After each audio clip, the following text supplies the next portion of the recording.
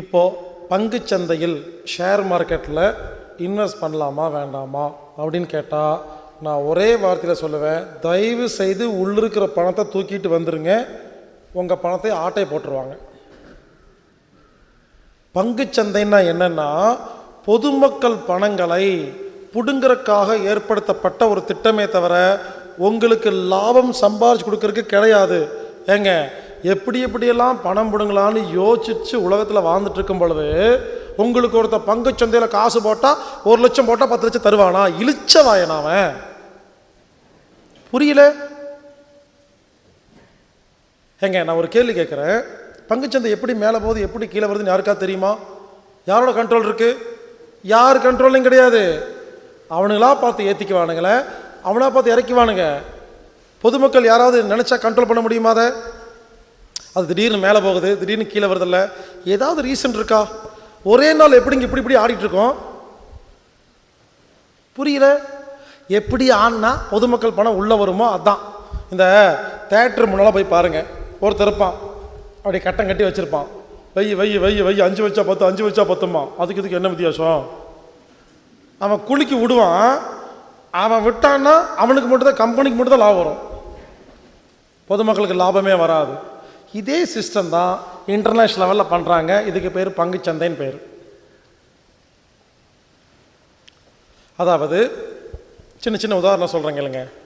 பங்குச்சந்தை எப்படி ஆப்ரேட் ஆகுதுன்னா, ஃபினான்ஸ் மினிஸ்டர், நிதி அமைச்சர், செபி, பெரிய பெரிய கம்பெனிகள், பேங்க்கு, இவனுக்கு இலுமினாட்டிகள், இவனுங்கெல்லாம் ஒன்று சேர்ந்து என்ன பண்ணுறானுங்க, இவனுக்குன்னா மேனிப்புலேட் பண்ணி மேலே ஏற்றி இறக்கிட்டு இருக்கிறாங்க.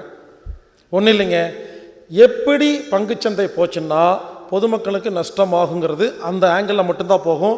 இதுக்கு ஒரு சாஃப்ட்வேர் இருக்குது, ஆல்ரெடி சாஃப்ட்வேர் போட்டு வச்சுருக்கிறாங்க.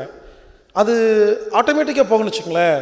பொதுமக்கள் எங்கெல்லாம், அதாவது பொதுமக்கள் மேலே போகுன்னு பணம் கட்டினா கீழே போகும், பொதுமக்கள் கீழே போகுன்னு பணம் எடுத்தால் மேலே போகும். இதான் ரூல்ஸ். ரொம்ப சிம்பிள். பங்குச்சந்தையில் யாராவது சம்பாதிக்கணும்னா நான் சொல்கிற மாதிரி கேளுங்க. 100 பேர்த்துக்கு ஃபோன் பண்ணுங்க, பங்குச்சந்தை அடுத்த வருஷம் மேலே போகுமா கீழே வருமானு கேளுங்க. எல்லோரும் மேலே போகும் சொன்னால் நீங்கள் கீழே போங்க, ஜெயிச்சிருவீங்க. ரொம்ப சிம்பிள். பொதுமக்களுக்கு ஆப்போசிட்டாக போகுங்க, இவ்வளோதான், வேறு ஒன்றுமே இல்லை. நீங்கள் பாருங்கள், டிவிலெல்லாம் பாருங்கள், இந்த நிதி அமைச்சர் இருக்கார் இல்லையா, அடிக்கடி வருவார் டிவியில். ஊரில் ஏகப்பட்ட பிரச்சனை இருக்கும், அந்த அதெல்லாம் ஒன்றும் தெரியாது.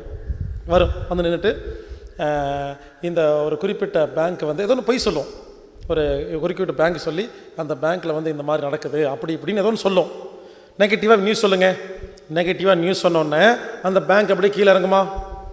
உதாரணத்துக்கு ஒரு பேங்க் இருக்குதுன்னு வச்சுக்கோங்களேன், அது வந்து 1500 ரூபா இருக்குது ஷேர் மார்க்கெட்டில் வேல்யூ. இவங்க என்ன பண்ணுறாங்க, எல்லோரும் இவங்கெல்லாம் பிளான் பண்ணி 1500 ரூபா இருக்கிற ஷேரை 100 ரூபாய் கொண்டு போகிறதுக்கு பிளான் பண்ணிடுவானுங்க முதல்லையே. நமக்கு தெரியாது, இழிச்சவாய் மக்கள் என்ன பண்ணுவா, 1500 ரூபா ஷேர் இருக்கிறத இவன் என்ன பண்ணுவானுங்க, பாசிட்டிவ் நியூஸ்லாம் கொடுப்பானுங்க. அந்த பேங்க் வந்து வெளிநாட்டு பேங்க்கோட தொடர்பு ஏற்படுது, அது இதுன்னு பாசிட்டிவாக பேசுவானுங்க. உடனே 1500 2000க்கு போயிடும், எல்லாம் வாங்கிடுவோம். எல்லாம் வாங்கி முடித்தோடனே ஒரு நாள் ஃபினான்ஸ் மினிஸ்டர் வந்து அந்த பேங்க்கில் ஏதோ ஒரு குறை இருக்குது, நாங்கள் ஆக்ஷன் எடுக்க போகிறோம் சும்மா சொல்லுவார், இவங்கள பேசி வச்சுக்கிட்டு. உடனே 2000லேருந்து கடன்னு இறங்கி 500 ரூபாய்க்கு வந்துடும். இவனுக்கு என்ன பண்ணுவானுங்க, இன்டர்நேஷ்னல் லெவலில் எல்லா பங்குகளையும் வாங்கிடுவானுங்க பொதுமக்கள்கிட்ட. வாங்கிட்டு 500லேருந்து 3000க்கு போகும்போது பொதுமக்கள்கிட்ட விற்பானுங்க. ஹை ரேட்டில் பொதுமக்கள்கிட்ட விற்கிறதும் லோ ரேட்டில் வாங்கிறது தான் இவங்க வேலை அப்படின்னு நினச்சிட்ருக்கீங்க. அது கிடையாது. ஹை ரேட்டுக்கு லோ ரேட்டுக்கும் பங்குச்சந்தையை பொறுத்த வரைக்கும் வித்தியாசம் கிடையாது. மேலிருந்து கீழே வந்தாலும் லாபம், கீழிருந்து மேலே போனாலும் லாபம். புட்டு காலுன்னு ஆப்ஷன் இருக்குது. ஆப்ஷன், ஃபியூச்சர், புட்டு கால்னு சொல்கிறாங்களா இல்லையா? கால் எடுத்தால் மேலே போனால் லாபம், புட்டு எடுத்தால் கீழே போனால் லாபம். அப்போ புட்டுன்னு ஒன்று இருக்கா இல்லையா, ஃபியூச்சர் இருக்கா இல்லையா, ஷார்ட் இருக்கா இல்லையா? லாங் மட்டுமா இருக்குது, ஷார்ட்டும் இருக்கு இல்லையா? அப்போ ஷார்ட் அடித்தா லாபம் தெரியுதா இல்லையா? அப்போ நல்லா கேளுங்க, நிப்டி 7000 இருக்கும்போது ஒருத்தன் ஷார்ட் அடித்து இறங்கி 2000க்கு போச்சா இல்லையா? ஷேர் மார்க்கெட்டு இறங்கினாதான் லாபம். யாருக்கா தெரியுமா? பொதுமக்களை பொறுத்த வரைக்கும் ஷேர் மார்க்கெட்டு ஏறினாதான் லாபம். ஆனால் ஷேர் மார்க்கெட்டில் ஊறவங்களை கேட்டு பாருங்கள், ஷேர் மார்க்கெட் இறங்கும் போது லாபம் கிடைக்கும் அவங்களுக்கு. நான் பேசுகிறது சில பேர்த்துக்கு புரியாது, ஆனால் பங்குச்சந்தையில் இருக்கிறவங்களுக்கு புரியும். ஷேர் மார்க்கெட்டில் பங்கு இறங்கினாதான் ப்ராஃபிட், ஏறனா கிடையாது. இது தெரியலன்னா பங்குச்சந்தையிலேருந்து பிரயோஜனமே இல்லை. ஸோ புரிஞ்சுக்கங்க, பங்குச்சந்தையில் ஆப்ரேட் பண்ணுறாங்க. நம்பிக்கை இல்லையா? எனக்கு யாராவது ஒரு லேப்டாப் கொடுங்க, இப்போ லேப்டாப் கொடுங்க, பங்குச்சந்தையை ஓப்பன் பண்ணி கொடுங்க. நான் நினச்சேன்னா, இன்டர்நெட் கனெக்ஷன் இருந்துச்சுன்னா ஒரு பங்கை நான் சொல்லி ஏற்றுவேன், சொல்லி இறக்குவேன். பெரிய பெரிய பங்கெல்லாம் கிடையாது. சிம்பிளாக ஒரு 100 பேர் 50 பேர் ஒரு நாளைக்கு ஆப்ரேட் பண்ணுவாங்க இல்லையா, அந்த ஷேர் கொடுங்க. அது 50 ரூபா இருக்குமா? நான் சொல்லுவேன் 57 கொண்டு போகிறேன்னு இப்படின்னு அடிப்பேன் என்ட்ரை. அங்கே டிவியில் பாருங்கள் 57க்கு மாறிடும். இப்படியுமே 47க்கு வரும். அப்போது ஒரு பங்கை 10 ரூபா ஏற்றி இறக்குறது என்னால் இங்கிருந்து முடியுதா இல்லையா? அது எப்படிங்கிறது எனக்கு தெரியும். அதே விஷயத்தை நான் ஒரு வேளை ஃபினான்ஸ் மினிஸ்டராக இருந்தால், நான் ஒரு ரிலையன்ஸ் அம்பானியாக இருந்தால், நான் எல்லா சேரையும் ஏற்றி இறக்குவேங்க. ஆப்ரேஷன் ரொம்ப சிம்பிள். யாருக்கு புரிஞ்சுக்க முடியுமோ புரிஞ்சுக்குங்க. ஒரு பங்கு எப்போ தெரியுமா கீழே வரும்? எவனாவது வாங்கினாதான் கீழே வரும். எப்போ தெரியுமா மேலே போகும்? எவனாவது விற்றா மேலே போகும். ஆனால் நம்ம தப்பாக புரிஞ்சுருக்கிறோம். விற்றா கீழே வரும், வாங்கினா மேலே போகுன்னு. ரிவர்ஸில் வச்சு பாருங்கள். ஆப்ரேட்டர்கள் வாங்கும் பொழுது கீழே வரும், ஆப்ரேட்டர்கள் விற்கும் பொழுது மேலே போகும். ஸோ புரிஞ்சுக்குங்க, பங்குச்சந்தை என்பது பொதுமக்களை பணத்தை பிடுங்கிறதுக்காக ஏற்படுத்தப்பட்ட ஒரு ஒரு ஃபோர்ஜரி, ஃப்ராடுத்தனம். இங்கே பாருங்கள், அதுக்கு ஒரே ஒரு உதாரணம் சொல்கிறேன். நிஃப்டி 7000 இருந்துச்சு இல்லையா, 2000க்கு போச்சுல்ல, இப்போ மறுபடியும் 6000 பக்கம் வந்துட்டுருக்கா இல்லையா? புரியல. 7000லேருந்து 2000க்கு போகும்போது யாரெல்லாம் பங்குச்சந்தையில் இருந்தாங்களோ எல்லா பணத்தையும் உருவிட்டாங்க. நிஃப்டி 7000 இருக்கும்போது பங்குச்சந்தையில் இருந்த யாருமே இப்போ ஷேர் மார்க்கெட்டில் கிடையாது, தெரியுமா? இப்போ இருக்கிறதெல்லாம் புது நியூ கம்மர்ஸ். இவன் என்ன பண்ணுவான்? 2000லேருந்து அப்படியே இந்த சாப்பிடு சாப்பிடு சாப்பிடு கொடுத்துட்டே வருவான். நம்ம என்ன பண்ணுவோம்? 1 லட்சம் போட்டு 10 லட்சமான என்ன பண்ணுவோம்? எடுத்துகிட்டு ஓடியா வருவோம்.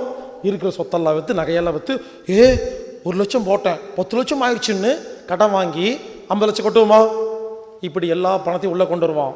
நல்லா கேளுங்க, எப்பப்பெல்லாம் கிரெடிட் கார்டுடைய லிமிட்டை இன்க்ரீஸ் பண்ணுறாங்களோ, எப்பப்பெல்லாம் ஹோம் லோன் ரிலாக்ஸ் பண்ணுறாங்களோ, எப்பப்பெல்லாம் பிஎல் நிறையா கொடுக்குறாங்களோ, ஷேர் மார்க்கெட்டு மேலே போகுதுன்னு அர்த்தம். எப்பப்பெல்லாம் லிமிட்டை கண்ட்ரோல் பண்ணுறாங்களோ, எப்பெல்லாம் ஊருக்குள்ளே லோனே தரமாட்டேங்கிறாங்களோ, ஷேர் மார்க்கெட் அடித்து கீழே போகுதுன்னு அர்த்தம். ஏன் தெரியுமா? எவங்கிட்டையுமே பணம் இல்லாத போது தான் கீழே கொண்டு போவான். பொதுமக்கள்கிட்ட பணத்தை கொடுத்துட்டு மேலே கொண்டு போவான். ஏன்னா வாங்கணும் இல்லையா, காசு வேணும் இல்லையா உங்களுக்கு? உங்கள்கிட்ட பணத்தை கொடுத்து வாங்க சொல்லுவான். எல்லாம் வாங்கி முடிச்ச உடனே எல்லாத்துடைய கிரெடிட் பிடிச்சி இழுத்துருவான். பிஎல்ஏ கிடைக்காது, ஹோம் லோனே கிடைக்காது, கிரெடிட் லிமிட்லாம் இருக்காது. நல்லா தரேட்டு கொண்டு வைப்பான். பொதுமக்கள் வாங்க முடியுமா? அவன் மட்டும்தான் வாங்குவான். இது ஒரு மாஸ்டர் பிளான்ங்க. மியூச்சுவல் ஃபண்ட் இருக்கு இல்லையா, அது உலகமாக ஃபோர்ஜரி. டிவியில் காட்டுறாங்க இல்லையா, mutual fund mutual fund mutual fund. அது சொல்லும்போது சொல்லுவோம் பார்த்தீங்களா, மியூச்சுவல் ஃபண்ட் அப்படிமா என்னமோ சொல்லுவான். என்ன தெரியுமா? மரியாதை காசுக்கு ஓடி போயிடும், ஏமாற்றி பிடிங்கிறோம் அப்படிங்கிறான். சப்ஜெக்ட் டு மாஸ்கட் டெஸ்ட் அப்படிமா என்னமோ சொல்லுவானுங்க, புரியாது. கண் காது உள்ளாத மட்டும் கேட்கும். புரிஞ்சுக்குங்க, யாரெல்லாம் ஷேர் மார்க்கெட் மியூச்சுவல் ஃபண்டில் பணம் போட்டிருக்கீங்களோ இன்றைக்கி போய் இருக்கிற பணத்தை எடுத்துகிட்டு ஓடி வந்துடுங்க. உழைச்சி சம்பாதிங்க, நிற்கும். கண்டிப்பாக அது நஷ்டம் மட்டும்தான் வரும். இப்போ நான் சொல்லும்போது புரியாது, மொத்த சொத்து இழந்துட்டு உட்கார்ந்துரும்போது மட்டும்தான் நான் சொல்கிறது புரியுங்க. ஸோ பங்குச்சந்தை மியூச்சுவல் ஃபண்டுங்கிறது ஒரு ஏமாற்று வேலை, கண்டிப்பாக நல்லது கிடையாது. இன்னொன்று சொல்கிறேன், பங்குச்சந்தை லிமிட் கொடுக்குறாங்க இல்லையா, 1 லட்சம் பணம் போட்டால் முதல்ல எல்லாம் பாருங்கள் 1 லட்சத்துக்கு ஷேர் வாங்கலாம். அப்புறம் கொஞ்ச நாளுக்கு அப்புறம் 1க்கு 5, 1க்கு 10, இப்போது 1க்கு 100. 1 லட்சம் போட்டால் 1 கோடிக்கு ஷேர் வாங்குங்கிறான். நான் கேட்குறேன், 1 லட்ச ரூபா கொடுத்தா 1 கோடிக்கு ஏன் தெரியுமா ஷேர் வாங்க சொல்கிறான்? கண்டிப்பாக நீங்கள் நஷ்டம் தான் அடைவீங்கன்னு தெரியும் அவனுக்கு. எங்க எவ்வளோ லிமிட் கொடுக்குறோமோ அப்படி மேலே போனால் லிமிட் இன்க்ரீஸ் ஆகுமா? அப்படி கீழே இருக்குன்னா 1 லட்சம் முடிஞ்சு போயிடுமா இல்லையா? 1 லட்சத்தை ஒரே நாளில் முடிக்கணும்னா உங்களுக்கு லிமிட் அதிகமாக கொடுத்தா தான் முடிக்க முடியும். இது கூட தெரியல. 1 லட்ச ரூபாய்க்கு ஷேர் வாங்கினீங்கன்னா அது திவால் ஆகிறதுக்கு 5 வருஷம் ஆகும். 1 லட்சம் ரூபா போட்டு 1 கோடி ரூபாய்க்கு ஷேர் வாங்கினீங்கன்னா சும்மா 390க்கு 10 யூனிட் கம்மியானா உங்கள் மொத்த ஷேர் அவுட் ஆயிருமா?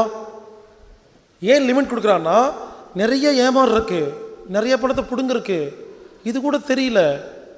புரிஞ்சுக்குங்க, ஷேர் மார்க்கெட் என்பது பொதுமக்களின் பணத்தை பிடுங்குவதற்காக இலுமினாட்டிகள் மற்றும் நமது ஊரில் இருக்கிற ஃபினான்ஸ் மினிஸ்டர், அரசியல்வாதிகள், அதிகாரிகள் எல்லாரும் ஒன்று சேர்ந்து போடுற ஒரு பிளான். அதில் குறிப்பாக இந்த அம்பானி குடும்பம் இருக்கு இல்லையா, இவனுங்க அனில் அம்பானி, முகேஷ் அம்பானி அவனை அடிச்சுக்குவானுங்க. 2 பேரும் பிளானுங்க. வேணுமுன்னே RNRL, RIL அது இதுன்னு அடிச்சுக்கிட்டு வேணுமுன்னே நியூஸ் கிரியேட் பண்ணிட்டே இருப்பானுங்க. இவனுங்களாம் இறக்குவானுங்க, இவனுக்கு ஏற்றுவானுங்க. இவனுக்கு பிஸ்னஸ் பண்ணுறதே இல்லை, பங்குச்சந்தையிலே அடிச்சுட்டு போயிடறானுங்க லாபத்தை. இவனுக்கு கம்பெனி ஆரம்பிக்கிறது பிஸ்னஸ்க்கு இல்லைங்க, ஷேர் மார்க்கெட்டை டவுன் பண்ணி இன்க்ரீஸ் பண்ணுறதுக்கு தான். வியாபாரமே பண்ண மாட்டானுங்க. பாருங்கள், RNRL, RIL என்ன பண்ணுதுன்னு யாருக்கும் தெரியாது. ஆனால் நியூஸ் போட்டு வந்துகிட்டே இருக்கும். அது வாங்குறானுங்க, இது வாங்குறானுங்க, அங்கே போகிறானுங்க, இங்கே வரானுங்க, இதாவது சொல்லுவானுங்க, ஏற்றுவானுங்க, இறக்குவானுங்க. புரியல? புரிஞ்சுக்குங்க. இனிமேல் கண்ணில் நல்ல விஷயத்தை பட்டு பாருங்கள், நல்ல விஷயம் கேளுங்க. எல்லாமே ஃபோர்ஜரி, எல்லாமே ஏமாற்று வேலை. உழைங்க, சம்பாதிங்க, சாப்பிடுங்க, நிம்மதியாக சாப்பிட்டு சந்தோஷமாக செத்து போங்க. தயவு செய்து சேர்த்து வச்சு எவனுக்கோ கொடுத்துட்டு போகாதீங்க. ஜாலியாக வாழ்ந்துட்டு போங்களே. எல்லாரும் சேர்த்தி வச்சு பங்குச்சந்தையில் போட்டு விடுறது, எங்கேயாவது கொண்டு விடுறது. சந்திரக வேட்டைங்கிற படத்தை பாருங்கள், அதை பார்த்தா எல்லாமே புரியும். ஸோ பங்குச்சந்தை என்பது பொதுமக்கள் பணத்தை உருவருதுங்கிறத புரிஞ்சுக்குங்க. வெளியே வாங்க, உழைச்சி சம்பாதிங்க, நிம்மதியாக இருப்பீர்கள்.